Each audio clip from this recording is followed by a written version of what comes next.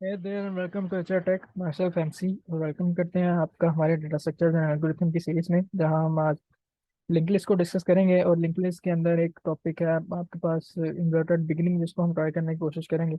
यह टॉपिक तो नहीं है आपके पास लिंक लिस्ट के अंदर, लेकिन काइंड ऑफ एक सिनेरियो आपके पास आ जाता है। आपको क्वेश्चन अक्सर गिवन होता है ऐसा कि आपके पास एक लिंक लिस्ट है और इसमें आपने इंसर्टेड बिगिनिंग करके दिखानी है, इंसर्टेड एंड करके दिखाना है, या इंसर्टेड स्पेसिफिक लोकेशन करके दिखाना है।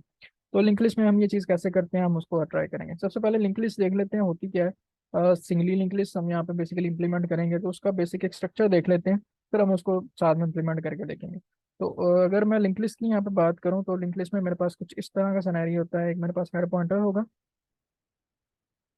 यहाँ पे लिख देता हूँ जी हेड पॉइंटर। और हेड पॉइंटर क्या करेगा, आपकी फर्स्ट नोड को पॉइंट करेगा। हमेशा जो आपका हेड पॉइंटर होता है वो आपकी लिंक लिस्ट की फर्स्ट नोड को पॉइंट करता है, जिससे हमें ये चीज़ आइडेंटिफाई करनी आसान हो जाती है कि हमारी नोड की पहली वाली वैल्यू कौन सी है। तो मैं यहाँ पे इधर इसको बना देता हूँ। यहाँ पे मैं बना दूंगी देखो नोड। और ये नोड बेसिकली दो पार्ट्स में डिवाइड होती है जब भी आप सिंगली लिंक लिस्ट की बात करो तो। अगर मैं डबली लिंक लिस्ट की यहाँ पे बात करूँ तो फिर वो तीन पार्ट्स में डिवाइड होगी, उसमें एक प्रीवियस भी आ जाती है। तो यहाँ पे हमारे पास दो ही चीज़ें होती हैं। एक मेरे पास होती है नेक्स्ट वैल्यू, मैं यहाँ पे ऊपर लिख देता हूँ ताकि ये विजिबल हो। आ गया जी नेक्स्ट। और यहाँ पे आपके पास नोड का जो भी आपकी वैल्यू है उसको होगा data.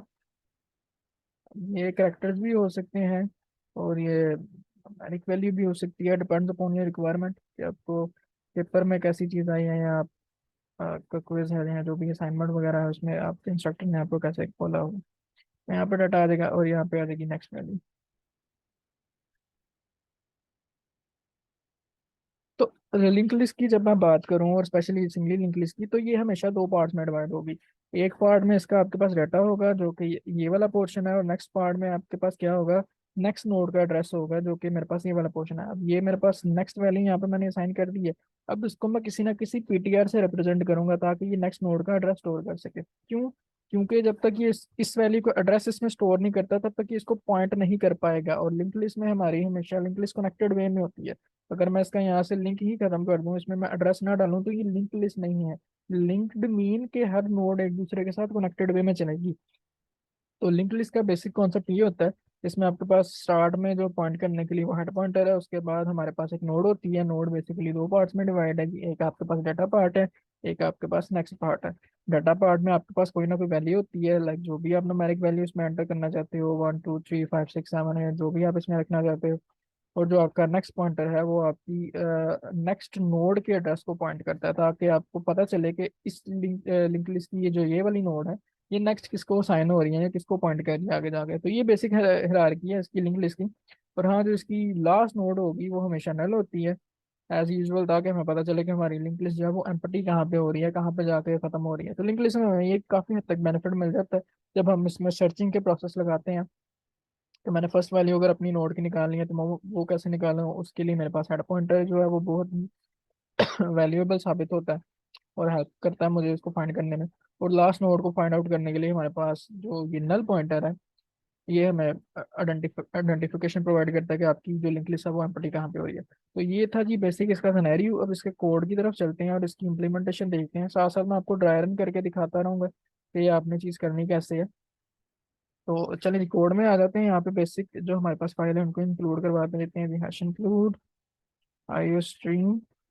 IO stream means input output stream. अगर मैं ये चीज़ इंक्लूड नहीं करवाता तो मैं बेसिक इनपुट आउटपुट फंक्शनैलिटीज को यूज़ नहीं कर पाऊंगा सी प्लस प्लस की। तो ये हो गया using name space STD standards को इम्प्लीमेंट करवा रही है। अब यहाँ पे आप चाहो तो लिंक लिस्ट को थ्रू क्लासेस भी इम्प्लीमेंट कर सकते हो, आप चाहो तो इसको थ्रू स्ट्रक्चर्स भी इम्प्लीमेंट कर सकते हो।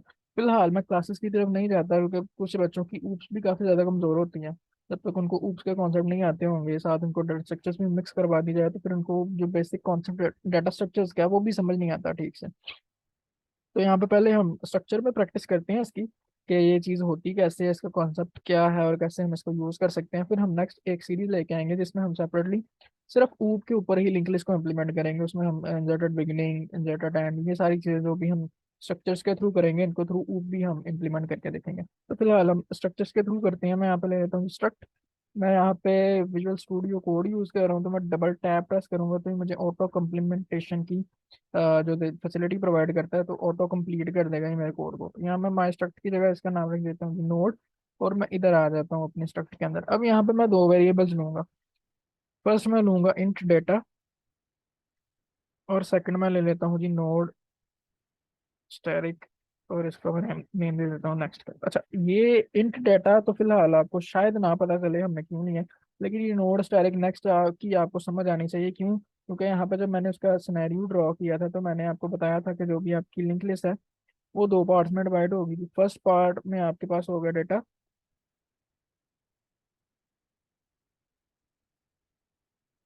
और जो सेकंड पार्ट है उसमें होगा आपके पास नेक्स्ट वेरिएबल, जो आपके नेक्स्ट पॉइंटर को, नेक्स्ट नोड को एलोकेट करेगा कि ये कहाँ पे है, लिंक्ड कराएगा इसके साथ मुझे। तो ये जो मेरे पास डाटा पार्ट है वो मेरे पास ये आ गया।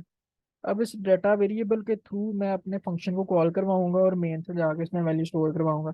और मेरी नोड के अंदर यहाँ पे जो भी मैं वैल्यू सपोज 7 6 8 जो भी स्टोर करवाना चाहता हूँ वो मैं करवा लूंगा। और ये जो नेक्स्ट पार्ट है ये मेरी नेक्स्ट नोड को पॉइंट करेगा, मुझे बताएगा कि ये वाली नोड कहाँ पे एलोकेट है, इधर से मैं इसके साथ कनेक्ट हो रहा हूँ, क्योंकि ये लिंक लिस्ट है ना, हर नोड दूसरी के साथ कनेक्ट रहेगी, तो नेक्स्ट नोड का जो एड्रेस है मेरे पास वो मेरे इस वाले पॉइंटर में आके स्टोर होगा। तो यहाँ तक होपफुली आपको कॉन्सेप्ट इसका समझ में आया होगा। अब नेक्स्ट जो भी है इसके काम को वो हम स्टार्ट करते हैं। तो ये चीज़ होगी, हमने क्या करवाना है, हमने इंसर्टेड बिगिनिंग करवानी है। सपोज मेरे पास ये नोड है, मैं यहाँ पे एक हेड पॉइंटर ले लेता हूँ इसको ड्रॉ करने के लिए। ये हेड पॉइंटर आ गया, ये इसको पॉइंट कर रहा है। अब मैंने क्या करना है, मैंने एक नोड सपोज इंसर्ट करवाई है न्यू, और मैं कहता हूँ कि इसको आप इंसर्टेड बिगिनिंग करवाओ। मीन्स के जो हेड पॉइंटर है वो आपकी फर्स्ट वाली नोड को पॉइंट करता है ना, तो हेड पॉइंटर इसको पॉइंट करना छोड़ के इसको पॉइंट करना स्टार्ट हो जाए, और ये वाली नोड जो है वो आगे से इसको पॉइंट करना स्टार्ट हो जाए। ये थोड़ा मेसी हो रहा है, इसको थोड़ा क्लीन करके बताता हूँ। अच्छा, ये चीज़ आ गई मेरी यहाँ तक। हेड पॉइंटर इसको पॉइंट कर रहा है। मैं चाह रहा हूँ कि जब मैं न्यू नोड इंसर्ट करवाऊँ, जितनी दफा भी मैं इंसर्ट करवाऊँ, तो वो बिगिनिंग में है, पहली नोड बने। तो इसकी लॉजिक क्या हो सकती है कि आपका हेड पॉइंटर जब भी आप कोई न्यू नोड इंसर्ट करवाते हो, जो आपकी प्रीवियस नोड है उसको पॉइंट करना छोड़ दे, और जो आप न्यू नोड पॉइंट एंटर करवा रहे हो उसको पॉइंट करना स्टार्ट कर दे। तभी तो वो फर्स्ट पे आएगी ना, हमें पता चलेगा कि ये नोड फर्स्ट पे कैसे आ रही है। फर्स्ट पे वो तब हम आइडेंटिफाई कर सकते हैं जब हेड पॉइंटर उसको पॉइंट करे। क्यों? क्योंकि हेड पॉइंटर हमेशा आपकी पहली नोड को पॉइंट करता है। तो यहाँ तक ये कॉन्सेप्ट कुछ हद तक समझ में आया होगा आपको, कि जब हेड न्यू नोड को पॉइंट करने लग जाएगा तो डैट मीन्स कि वो हमारी फर्स्ट वाली नोड है। और हमने क्योंकि ये लिंक लिस्ट बनानी है, इसके लिंक नेक्स्ट नोड के साथ भी होनी चाहिए, तो ये वाली नोड को हमें पकड़ के यहाँ पे कनेक्ट करना पड़ेगा। तो इसके हमारे पास मल्टीपल सिनेरियोज हो सकते हैं। आपके पास इंसर्टेड बिगिनिंग हो सकती है, एंड हो सकती है, स्पेसिफिक लोकेशन हो सकती है। तो it's depends upon your requirement कि आप इसको किस तरह से बनाना चाहते हो। फिलहाल मैं ये चीज़ इसमें ऐड करवाना चाह रहा हूँ, तो इसको देखते हैं अब कि ये कैसे होगी। इसको मैं रेट कर देता हूँ फिलहाल यहाँ से। तो हमने क्या किया अभी तक, हमने डाटा वाला वेरिएबल भी ले लिया, हमने नेक्स्ट वाला वेरिएबल भी ले लिया। अब हमें एक हेड चाहिए। क्यों हेड चाहिए? क्योंकि मैंने फर्स्ट नोड को पॉइंट करवाना है भाई, मैं आइडेंटिफाई करवाना चाह रहा हूँ कि मेरी ये वाली नोड फर्स्ट पे है भी कि नहीं। तो उसके लिए मुझे क्या चाहिए, मुझे एक हेड पॉइंटर चाहिए। तो मैं यहाँ पे ले लेता हूँ हेड इज इक्वल्स टू, फिलहाल के लिए मैं इसको नल कर देता हूँ। नोड स्टैटिक मैंने हेड लिया और इक्वल टू मैंने इसको नल कर दिया। अब ये चीज एज इट इज तकरीबन सेम है, आपको वेरिएबल इनिशियलाइजेशन करवानी आती है। यहाँ पे मैंने क्या किया जी, इंट लिया, इंट टाइप का वेरिएबल है, तो डैट मीन्स कि मैं इसमें कोई ना कोई न्यूमेरिक वैल्यू भेजूंगा। और यहाँ पे मैंने एक नोड ले लिया और इसको मैंने इक्वल टू कर दिया नेक्स्ट। अच्छा, ये आया मेरे पास न्यू वेरिएबल, मैंने एक बनाया node static head, same as it is यही चीज है तकरीबन मेरे पास आ जाती। अगर मैं इधर इधर तक इसको देखूं, बस इसको मैंने एक नल वैल्यू पे इक्वल पॉइंट कर दिया कि भाई स्टार्ट में इसमें कुछ भी ना रखो, इसको नल रखो। इसको फिल कब करो, जब इसके अंदर कोई ना कोई वैल्यू आए। तो वैल्यू इसमें कब आएगी, जब हम इसको आगे जाके असाइन करेंगे। अब हम उस प्रोसेस के लिए जा रहे हैं। लेकिन फर्स्ट जो हमें चीज़ें चाहिए थी, ये तीन वेरिएबल थे, ये हमने बना लिए। अब हमने नोड्स इंप्लीमेंट करनी है, अब हमने नोड बनानी स्टार्ट करनी है। इंटर डाटा भी ले लिया, नोड नेक्स्ट भी ले लिया ताकि वो वैल्यूज को पॉइंट करे, हेड भी बना लिया। अब हमने नोड को क्रिएट करना स्टार्ट करना। तो मैं यहाँ पे एक फंक्शन बना लेता हूँ, इसका मैं नाम रख देता हूँ जी इंसर्ट। इंसर्ट, और क्योंकि मैं इस फंक्शन में मेन से जाके वैल्यू पास करूंगा, तो यहाँ पे मैं एक वेरिएबल ले लेता हूँ इंट डी के नाम से। और मैं इस फंक्शन के अंदर आ जाता हूँ। ये फंक्शन क्रिएट हो गया।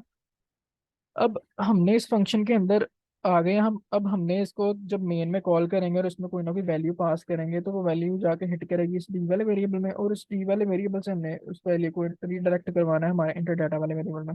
लेकिन ये सारी चीजें करवाने से पहले हमारे पास एक नोड होनी चाहिए जिसके अंदर हम अपनी नेक्स्ट वैल्यू को, जो कि ये हमारी वैल्यू है जिसके अंदर हमारा एड्रेस होगा, और हमारी डाटा वाली वैल्यू को स्टोर करवाएंगे। तो यहाँ पे आते हैं हम बेसिकली, और एक नोड को क्रिएट करना स्टार्ट करते हैं। अब ये नोड स्टैरिक मैंने इसके साथ क्यों लगाया, क्योंकि ये नोड टाइप का वेरिएबल है। और इसके साथ मैंने स्टैरिक क्यों लगाया, ये नोड टाइप का अब डेट मीन्स कि ये बिलोंग किसको करेंगे, मेरी नोड वाली ये स्ट्रक्चर्स को बिलोंग करेंगे। स्ट्रक्चर्स आप इसको क्लास भी कह सकते हो। इनमें ज्यादा कोई डिफरेंस नहीं होता स्ट्रक्चर्स में और क्लास में। हम देखेंगे इसकी डिटेल भी कि ये क्या डिफरेंस होता है। स्ट्रक्चर्स बाय डिफॉल्ट पब्लिक हैं और आपकी जो क्लासेस है उसमें आपके पास एक्सेस स्पेसिफायर्स होते हैं डिफरेंट। तो ये नोड टाइप का पॉइंटर वेरिएबल है। मीन्स ये किस क्लास को बिलोंग कर रहा है, ये नोड वाली क्लास को बिलोंग कर रहा है। नोड टाइप का आपके पास पॉइंटर वेरिएबल है जो आपकी नोड वाली क्लास को बिलोंग कर रहा है। दैट मीन्स इसके चाइल्ड वेरिएबल्स मैंने आगे बनाए हैं। ये जिनको आप एज इजी लैंग्वेज में अगर आप कॉन्सेप्ट लेने के लिए कहते तो इसके चाइल्ड वेरिएबल हैं, ये इस क्लास से बिलोंग करते हैं सारे के सारे। तो मैं यहाँ पे आ जाता हूँ, एक फिर एक नोड का वेरिएबल मैं बना लेता हूँ। यहाँ पे लिख देता हूँ मैं नोड स्टैटिक। इसका मैं नाम रख देता हूँ न्यू नोड, क्योंकि हम नई नोड को क्रिएट करने जा रहे हैं। और इसको मैं इक्वल टू कर देता हूँ न्यू। यहाँ पे लिख देते हैं नोड। अब ये जो चीज है यहाँ पे, यहाँ तक तो चीज पुरानी है as it is. Node static जैसे हमने हेड बनाया वैसे हमने नोड स्टैटिक न्यू नोड बना दिया ताकि ये बिलोंग करे हमारी नोड वाली ही क्लास को। और आगे ये जो हमने वैल्यू साइन की है न्यू, और उसके बाद हमने नोड लिखी। अब ये न्यू वाला जो कीवर्ड है आपके पास, ये डायनेमिक मेमोरी एलोकेशन के लिए साइन होता है। अब क्योंकि मैं यहाँ पे वैल्यू ले रहा हूँ अपने मेन फंक्शन से जाके, तो यूजर तो कोई भी वैल्यू एंटर कर सकता है, 1 2 3 4 5 6 7 8। अगर मैं यहाँ पे कोई फिक्स वैल्यू असाइन कर दूँ कि ये वाली वैल्यू रखो, तो वो काइंड ऑफ आपके पास लॉस क्रिएट हो जाता है जब आप मेमोरीज की बात करो। तो यहाँ पे हम न्यू का कीवर्ड यूज करते हैं जो कि चेक करता है रन टाइम पे कि आपके वेरिएबल का साइज कितना है, उस हिसाब से उसको वैल्यू, जो आपकी मेमोरी है उस वैल्यू को वो एलोकेट कर देता है। तो ये यहाँ पे हमारे पास बेनिफिट होता है इस न्यू वाले वेरिएबल का। हाँ, अगर आप गूगल करते हो तो यहाँ पे आपको आई लॉग भी मिल सकता है लिखा हुआ। उसके बाद उसने आगे ये नोड क्रिएट की होती है। तो गूगल के ऊपर ये काइंड ऑफ टफ इसके कोड हैं इंग्लिश के। तो यहाँ पे मैं आपको बेसिकली आसान तरीके से ये चीज़ करनी सिखा रहा हूँ। आप आईलॉक की अगर आपको हाउ नो है तो आप उसको भी यूज़ कर सकते हो। अगर आपको वो मुश्किल लगता है तो आप यहाँ पे सिंपल न्यू का कीवर्ड लिखो, तो काम ये भी वही वाला करेगा, आपको किसी किस्म का एरर यहाँ पे नहीं आएगा।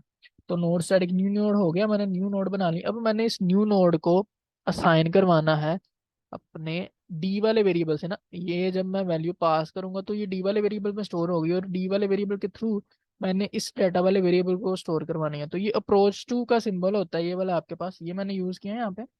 अब अगर मैं कंट्रोल स्पेस प्रेस करता हूँ तो यहाँ पे मुझे सजेशन देने लग गया। क्यों ये सजेशन देने लग गया, क्योंकि ये सारे वेरिएबल्स बिलोंग किससे करते हैं, आपकी नोड वाली स्ट्रक्चर से बिलोंग करते हैं। तो ये एक दूसरे को यूज कर सकते हैं इस तरह अगर हम इनको कॉल करें तो।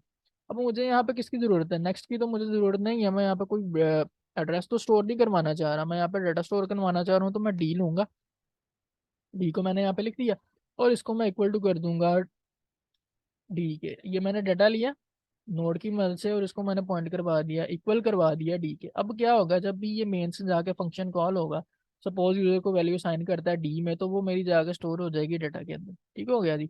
यहाँ तक चीज़ होपफुली आपको क्लियर हो चुकी होगी कि ये क्या हो रहा है। मैं बेसिकली बड़ा इजीएस्ट वे में समझाने की कोशिश कर रहा हूँ आपको।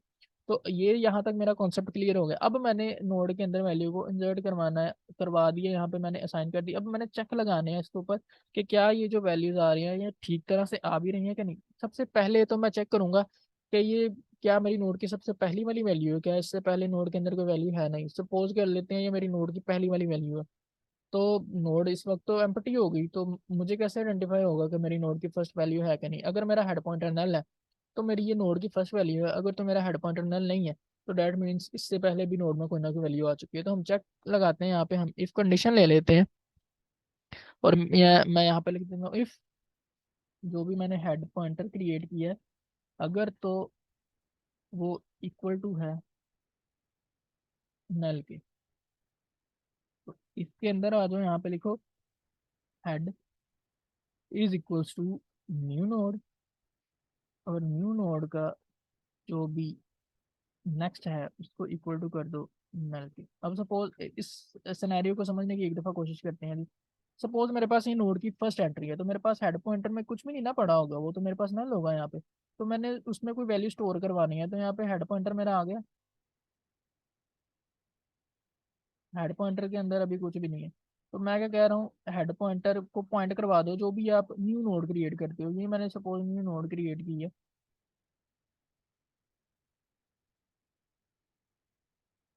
न्यू नोड, तो मैं यहाँ पे ऐसे पॉइंट करवा देता हूँ ताकि इसको थोड़ा सा आगे करके ले लेता हूँ। मैं यहाँ पे ऐसे इशारा क्या लगा देता हूँ ताकि पता चले।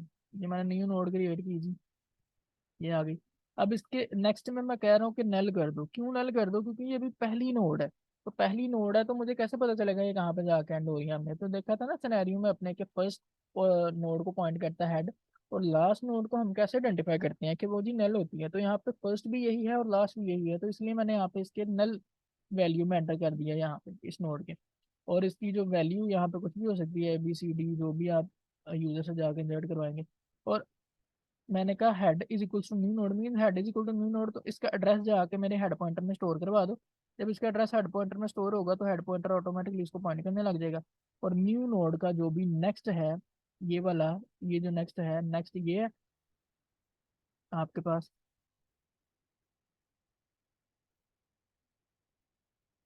और डाटा और डाटा आपके पास यहाँ पे आके स्टोर होगा। और डाटा के लिए हमने यहाँ पे ऊपर कोड कर दिया हुआ है, ये वाला जो कोड है हमारा। और ये हम अब पॉइंट करवा रहे हैं अपनी नोड को हेड पॉइंटर के साथ। तो मैंने कहा जी हेड को इक्वल टू न्यू नोड कर दो, जब न्यू नोड की इक्वल किया तो एड्रेस उसमें जाके स्टोर हो गया। और न्यू नोड का जो भी नेक्स्ट है उसको कर दो जी नल के इक्वल। तो ये मेरे पास इंसर्ट एट बिगिनिंग की फर्स्ट वैल्यू यहाँ पे अपने नोड में मैंने एंटर करवा दी है। इसको अब चेक करते हैं एग्जीक्यूट करके कि आया ये कोड अच्छे से रन कर रहा है कि नहीं। इसके बाद हम इसकी नेक्स्ट वैल्यूज की तरफ जाते हैं। मैंने इसको रेज कर दिया जी, यहाँ पे मैं आ जाता हूँ। अब इसको एग्जीक्यूट करवाने के लिए मुझे ज़ाहिर है यहाँ पे कोई प्रिंट का फंक्शन बनाना पड़ेगा। तो मैं यहाँ पे लिख देता हूँ वॉइड प्रिंट। इसमें मैं ले लेता हूँ ये नोड शिफ्ट स्टैटिक, ले लेता हूँ एक टेम्परेरी वेरिएबल इक्वल टू कर देता हूँ इसको हेड के। अब इसको हेड के इक्वल हमने क्यों किया कि अगर तो आपकी हेड के अंदर कोई वैल्यू ही नहीं पड़ी हुई, ये हेड ही हमें पता बताएगा ना कि हमारी नोड में कोई वैल्यू पड़ी हुई है कि नहीं, क्योंकि ये फर्स्ट नोड को पॉइंट कर रहा है ना। तो अगर हेड एम्प्टी है डैट मीन्स आपकी नोड एम्प्टी है, उसमें कुछ भी नहीं पड़ा हुआ। अगर हेड एम्प्टी नहीं है तो डैट मीन्स उसमें कोई वैल्यू है। तो उसको मैं नेक्स्ट प्रिंटिंग के लिए एग्जीक्यूट करवा सकता हूँ। तो इसको मैंने टेम्प के इक्वल क्यों रखा, मैंने डायरेक्ट हेड क्यों नहीं लिया? क्योंकि आपकी मर्जी है, आप डायरेक्ट हेड भी ले सकते हैं, लेकिन मेरी आदत है कि मैं एक अलग से वेरिएबल लेके उसमें चीज़ों को साइन करता हूँ ताकि मेरे पास आगे जाके कोई ना कोई कंफ्लिक्ट ना आ जाए। तो मैंने यहाँ पे टेम्प लिया, उसको मैंने भी नोड टाइप का बनाया, स्टैटिक रखा, पॉइंटर है ये भी, क्यों? क्योंकि इसमें हेड का एड्रेस जाएगा। तो ये आ गया यहाँ पे, मैंने लिख दिया। अब मैं यहाँ पे इसको सी आउट करवा देता हूँ। और यहाँ पे मुझे चाहिए टेम्प। और टेम्प जिन जिन वेरिएबल्स को अब हेड पॉइंट कर रहा है उनको टेम्प भी पॉइंट कर सकता है। क्यों? क्योंकि ये इसके इक्वल है और ये नोट टाइप का वेरिएबल है। तो यहाँ पे मैंने कर दिया जी डाटा मुझे चाहिए, और मैं यहाँ पर लिख देता हूँ एंड एल, सेमीकोलन लगाऊंगा। इतना मेरा काम हो गया। और अब इसको प्रिंट करवाना चाहिए, होपफुली अगर हमने कोई गलती नहीं की तो इसको प्रिंट करवा देगा। मैं यहाँ पे लिखता हूँ, आप वर्ड मेन का फंक्शन बना लेते हैं। बैकअप चला इसके अंदर चला गया। मैं यहाँ पे विजुअल स्टूडियो यूज़ कर रहा हूँ, अगर आप डेव वगैरह यूज़ कर रहे हो तो मेक श्योर कि आपने यहाँ पे इंट मेन लिखा हो, अदरवाइज वो आपको एरर थ्रो कर देगा। तो मैं फंक्शन कॉल कर देता हूँ कि यहाँ पे इंसर्ट का, इसके अंदर मैं वैल्यू ऐड कर देता हूँ 7 सपोज, सेमीकोलन लगाया नीचे है, और यहाँ पे मैं प्रिंट का फंक्शन कॉल कर देता हूँ एंड सेमीकोलन। फाइल को करते हैं सेव, होपफुली अगर हमने कोई मिस्टेक नहीं की तो ये कोड चलेगा। लोकल विंडोज डिबगर को चलाया जी। अब ये इसको कंपाइल कर रहा है। आपका जो विजुअल स्टूडियो है ये आपको थोड़ी देर में रिजल्ट यहाँ पे शो करवा देगा, अगर आपके कोड में कोई एरर नहीं आती, आपके नहीं मेरे। तो ये 7 आ गया हमारे पास लिखा जी, डैट मीन्स कि हमारा कोड सक्सेसफुली एग्जीक्यूट हो रहा है, हमने अपनी फर्स्ट नोड को एंटर करवा दिया। हमने साथ साथ उसका ग्राफिकल व्यू भी देखा है, और साथ हमने देखा है कि इसको कोड के थ्रू कैसे इम्प्लीमेंट कर सकते हैं ताकि आपको इजीली उसकी कॉन्सेप्ट समझ में आए। और आप इसके अलावा भी अगर आपके पास कोई सिनेरियो आ जाता है तो आप उसको चेक कर सकते हैं। जब भी आप डाटा स्ट्रक्चर्स की बात करते हैं तो हमेशा इसमें कोड को ड्राई रन करके चेक करें, अदरवाइज आपको ये बहुत ज़्यादा एरर देगी। तो यहाँ तक ये चीज़ ही हमारी ओके होगी, हमने फर्स्ट नोड एंटर करवा ली। अब हमारे पास दूसरा सिनेरियो ये आ जाता है कि हाँ जी एक नोड आपने एंटर करवा दिया, मैं चाह रहा हूँ यहाँ पे इंसर्टेड बिगिनिंग हो, मीन्स के यहाँ पे एक नोड एंटर हो गई है जिसकी वैल्यू है जी 7। यहाँ पे मैं आपको ड्रॉ करके दिखा देता हूँ, और इसके नेक्स्ट में यहाँ पे नल है। क्योंकि ये फर्स्ट थी और लास्ट नोड भी ये थी। अब मैं चाह रहा हूँ कि मैं एक और नोड ऐड करवाऊँ, जिसकी मैं वैल्यू सपोज रख देता हूँ यहाँ पे 6। अब ये जो मैं नोड एंटर करवाऊँ, ये ऐसे लिंक्ड हो एक दूसरे के साथ, मीन्स ये वाली नोड पहले आगे पॉइंट करे जो भी मेरी पहले से पड़ी हुई नोड है उसको, और ये मुझे पहले शो हो उसके बाद मुझे 7 शो हो। मीन्स जब मुझे इनपुट मैंने इसकी करवाई है और इसको मतलब मैं डिस्प्ले करवाना चाह रहा हूँ, तो ये मुझे इस तरह से शो हो, पहले 6 आए फिर 7 आए। ये होती है आपके पास इन्वर्टेड बिगनिंग। तो हेड पॉइंटर तो पहले इसको पॉइंट कर रहा होगा,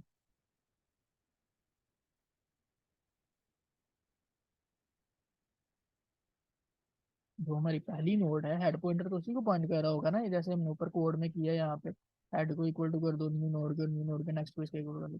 तो हमें कोई ना कोई यहाँ पे लॉजिक बनानी पड़ेगी कि हम इसको कैसे यहाँ पे करवाएं कि हेड उसको पॉइंट करना छोड़ के जो आपकी पहली वाली नोड है उसको पॉइंट करे और नेक्स्ट जो नोड है उसको आगे मूव करवा दे। तो यहाँ पे मैं हेड बना लेता हूँ। अब इसकी लॉजिक बनानी देख रहे हैं हम कि हम इसकी कैसे लॉजिक बना सकते हैं। ड्राई रन करें कोड को, आपको लॉजिक्स बनाने में ज़्यादा मुश्किल नहीं होगी। फिर डाटा स्ट्रक्चर्स में, लेकिन डाटा स्ट्रक्चर्स में ये चीज़ करनी कंपलसरी है, अदरवाइज आपको समझ ही नहीं आएगी आपने करना क्या है। 7 आया, यहाँ पे आ गया नल। मैं कह रहा हूँ यहाँ पे एक न्यू नोड है जिसमें मैंने वैल्यू 6 स्टोर करवाई है, और इसका जो भी इसका पॉइंटर है उसको मैं कैसे पॉइंट करवाऊँ। अब सपोज मैं यहाँ पे कह देता हूँ कि हेड पॉइंटर को यहाँ पे कैंसिल कर दो और हेड को इसके साथ पॉइंट कर दो, और बाद में जी इसको इसके साथ पॉइंट कर दो। मैं ऐसी एक सिनेरियो लगाने की कोशिश करता हूँ। तो जब मैं हेड को यहाँ से कैंसिल कर दूंगा, तो ये इस लिंक लिस्ट के साथ ये वाली जो मेरी नोड है इसके साथ तो मेरा कनेक्शन ही कट हो गया। अब मैं नेक्स्ट इस नोड को एक्सेस नहीं कर पाऊंगा। एक दफा जब आपका एक नोड के साथ कनेक्शन टूट गया, तो आप नेक्स्ट उसको कभी भी एक्सेस नहीं ऐसे कर पाओगे। क्यों? क्योंकि आपको पता ही नहीं है, ये लिंक लिस्ट का मतलब ही क्या है कि आपकी नोड हर एक दूसरे के साथ कनेक्टेड रहे। जब आपको पता ही नहीं है कि ये वाली नोड किसके साथ कनेक्टेड है, तो आप उसको कैसे एक्सेस कर पाओगे या उसके साथ रिलेशनशिप लगा पाओगे। तो ये वाला जो सिनेरियो है ये रॉन्ग है कि मैं पहले हेड को जो है उसके साथ पॉइंट करवा दूं ये वाली न्यू नोड के साथ, फिर इसको पॉइंट करवाऊं। तो ये आपके पास काम नहीं चलेगा। हाँ, बजाय इसके मैं ऐसा कर सकता हूँ कि ये जो मेरी नोड है जो मैंने न्यू क्रिएट की, इसका जो नेक्स्ट है, नेक्स्ट मीन्स इसका जो पॉइंटर है जिसमें मैंने एड्रेस स्टोर करवाना है, जो ऊपर हमने नेक्स्ट वेरिएबल बनाया, इसका जो भी नेक्स्ट है उसको इक्वल टू कर दो अगर आप हेड के। तो हेड जिस पॉइंटर को जिस नोड को पॉइंट कर रहा है, ये भी फिर उस नोड को पॉइंट करने लग जाएगी। जब मैं इसको इक्वल टू कर दूंगा हेड के, ये वाली नोड तो मैं एक्सेस नहीं ना कर रहा, मैं तो हेड को पॉइंट कर रहा हूँ यहाँ पे डायरेक्टली। तो मैं कहता हूँ जो मेरा हेड पॉइंटर है जिस नोड को वो पॉइंट कर रहा है, मेरी जो न्यू नोड है वो भी उसी को पॉइंट करना स्टार्ट कर दे, तो मेरे पास इस तरह का कुछ कनेक्शन लग जाएगा। ये वाली नोड भी इसको पॉइंट करने लग जाएगी। अब मेरे पास यहाँ पे दो नोड्स एक ही नोड को पॉइंट कर रही हैं। तो अब मैं हेड पॉइंटर को यहाँ पे कैंसिल करके इसका कनेक्शन इसके साथ अगर लगा दूं, तो ये मेरे पास इंसर्टेड बिगिनिंग बन जाएगी। अब ये मेरे पास सिनेरियो क्या होगा जी, यहाँ से मेरा कनेक्शन तोड़ दिया मैंने, हेड के साथ मैंने तोड़ दिया, हेड को मैंने लगाया इसके साथ, और ये वाली नोड तो मैं ऑलरेडी ही कनेक्ट करवा चुका था, और इसको मैं अपनी जो हेड पॉइंटर थी जिस नोड को वो पहले पॉइंट करी थी उसके साथ मैंने लिंक कर दिया था। तो अब यहाँ पे हाँ ये कुछ काइंड ऑफ सिनेरियो बन सकता है और इसको मैं चला सकता हूँ। तो मैं डायग्राम एज इट इज यहाँ पे ये रहने देता हूँ। वही तो गंदी सी है वैसे, होपफुली आपको इसका कॉन्सेप्ट समझ में आया होगा। तो ये डायग्राम इधर एज इट इज है। मैं यहाँ पे आ जाता हूँ नीचे अपने एल्स वाले पार्ट में। अब हम यहाँ ये मान के चल रहे हैं कि हमारी लिंक लिस्ट के अंदर एक वैल्यू मौजूद है। अब मैंने यहाँ पे क्या करना है, सबसे पहले जो मेरी न्यू नोड है उसके नेक्स्ट को, जैसे हमने यहाँ पे नीचे किया था उसके नेक्स्ट को हमने इक्वल टू कर देना हेड। अब इस चीज से करने से हमें क्या हुआ कि हमारी जो न्यू नोड है वो भी हेड पॉइंटर को पॉइंट करने लगी, तो इसका भी कनेक्शन जो आपकी प्रीवियस नोड है उसके साथ लग गया। और अब यहाँ पे मैं नीचे आके हेड का कनेक्शन तोड़ता हूँ और मैं कह देता हूँ हेड को इज इक्वल्स टू कर दो नोड पे। सेमीकोलन लगाया। यहाँ तक मेरी ये जो चीज़ है, ये वाली जो मैंने कंडीशन यहाँ पे बनाई थी इस लॉजिक के थ्रू, इस लॉजिक के थ्रू ये मैंने यहाँ पे अपने कोड में इतने दिन पार्ट में इम्प्लीमेंट कर दी। अब इसको चेक करते हैं चला के भी। अब क्योंकि हमारे पास जो डाटा है वो एक से ज़्यादा है, तो हमें यहाँ पे इसके अंदर भी लगाना पड़ेगा लूप। सिंगल वैल्यू को तो हम प्रिंट करवा सकते हैं कि हमारे पास यहाँ पे मोर देन वन वैल्यू है, तो हम इसको कैसे एग्जीक्यूट करवाएंगे हम वो भी देख लेते हैं। यहाँ पे मैं आपको लूप लगा के दिखाता हूँ, तो इसको रेज कर देते हैं, आपको होपफुली समझ आता होगा कौन सा। तो यहाँ पे आ जाते हैं कि अब हम अब ये क्योंकि हम यूजर से वैल्यूज ले रहे हैं एट द रन टाइम पे, तो हमें नहीं पता यूजर कितनी वैल्यू ऐड करेगा। अगर तो मुझे कोई अंदाजा होता कि 10 वैल्यूज आ जाएंगी 20 वैल्यूज आ जाएंगी तो मैं यहाँ पे फॉर लूप ले सकता था। अब मुझे नहीं पता कि वो यूज़र कितनी वैल्यूज असाइन करवा रहा है, तो मैं यहाँ पे वाइल लूंगा और मैं इसको कर दूंगा टेम्प। जब तक जो मेरा वेरिएबल है वो नॉट इक्वल टू नल है तब तक इसको चलाओ, मीन्स जब तक ये एम्प्टी नहीं हो जाता तब तक इसको चलाते जाओ। और ये वाली स्टेटमेंट इसके अंदर आके कर दो कॉपी। और क्योंकि हमें वाइल लूप में इंक्रीमेंट करवाना पड़ता है, यहाँ पे मैं प्लस प्लस वाला इंक्रीमेंट तो करवाने से रहा। हाँ, मैं यहाँ पे ये कर सकता हूँ कि जो भी आपका टेम्प है इसको इक्वल टू कर दो टेम्प का जो भी नेक्स्ट डेटा नहीं आएगा यहाँ पे मेरे पास, नेक्स्ट आएगा, सेमीकोलन लगा देंगे जी। तो इससे क्या होगा कि आपका टेम्प वेरिएबल चलता जाएगा, जैसे ही उसको नेक्स्ट नेक्स्ट नेक्स्ट मिलता जाएगा। अब टेम्प नॉट इक्वल टू, अब टेम्प के अंदर क्या पड़ा हुआ जी, नेक्स्ट है, तो हमने यहाँ पे इक्वल टू नल इसको रख दिया। तो जब भी इसको देखेगा क्या जी, आपकी नल वाली वैल्यू यहाँ पे आ जाएगी, क्योंकि हमारी जो नेक्स्ट नोड है उसके अंदर हमारे एड्रेसेस बेसिकली स्टोर है। और जो आपकी लास्ट नोड है उसमें तो यहाँ पे हमने सेट किया होगा कि नल वैल्यू को पॉइंट करवा दो। तो जब भी वो देखेगा कि उसके पास नेक्स्ट के अंदर नल आ जाएगा तो वो इस कोड को टर्मिनेट कर देगा और लूप से एग्जीक्यूट हो जाएगा, और जितनी भी हमारे पास नोड्स होगी वो सारी की सारी इनको प्रिंट करवा देगा। इसलिए हमने यहाँ पे ये सिनेरियो इस कंडीशन को देखते हुए यहाँ पे लगाया। मैं यहाँ पे more than one one values को इंसर्ट करवा देता हूँ। मैं यहाँ पे शिफ्ट आर्ट है जी, वी एस नहीं, यहाँ पे आपके पास कंट्रोल डी भी चल जाता है। विजुअल स्टूडियो में तो मैं यहाँ पे 7 करवाता हूँ, और यहाँ पे करवा देता हूँ 6, यहाँ पे करवा देता हूँ जी 5। तो फाइल को सेव करता हूँ। अब जब मैं इस कोड को एग्जीक्यूट करूंगा तो मेरे पास आउटपुट कुछ इस तरह की आनी चाहिए। सबसे पहले 5 हो, फिर उसके बाद 6 हो, फिर उसके बाद 7 हो। क्यों? क्योंकि यहाँ पे मैं इंसर्टेड बिगिनिंग करवा रहा हूँ। तो सबसे पहले 5 आना चाहिए, उसके बाद 6 आना चाहिए, उसके बाद 7 आना चाहिए। तो यहाँ पे इसको लोकल डिबगर को चला के देखते हैं, अगर हमने कोई गलती नहीं की तो होपफुली हमारा कोड चल जाएगा। और ये देखिए जी, हमारे पास एज डिजायर्ड आउटपुट जो हम चाहते थे वो प्रिंट हो गई है। आपके पास 5 आ रहा है, 6 आ रहा है, उसके बाद 7 आ रहा है। जो चीज़ आपको चाहिए थी हमने वही बना के इसको डिस्प्ले करवा दी। तो यही था आज के इस कॉन्सेप्ट में, हमने देखना था इंसर्टेड बिगिनिंग कैसे होती है, और साथ मैंने उसका उसका A to Z कॉन्सेप्ट आपको समझाया। तो आई होप गाइस ये आपको कॉन्सेप्ट अच्छे से समझ में आया होगा। अगर आपको इसमें कोई कमी लगती है कि यार ये चीज़ इसमें मिसिंग है, तो आप प्लीज़ कमेंट करके हमें बताएं कि हम कौन कौन सी चीज़ इसमें मज़ीद ऐड कर सकते हैं। तो आज के लिए इतना ही।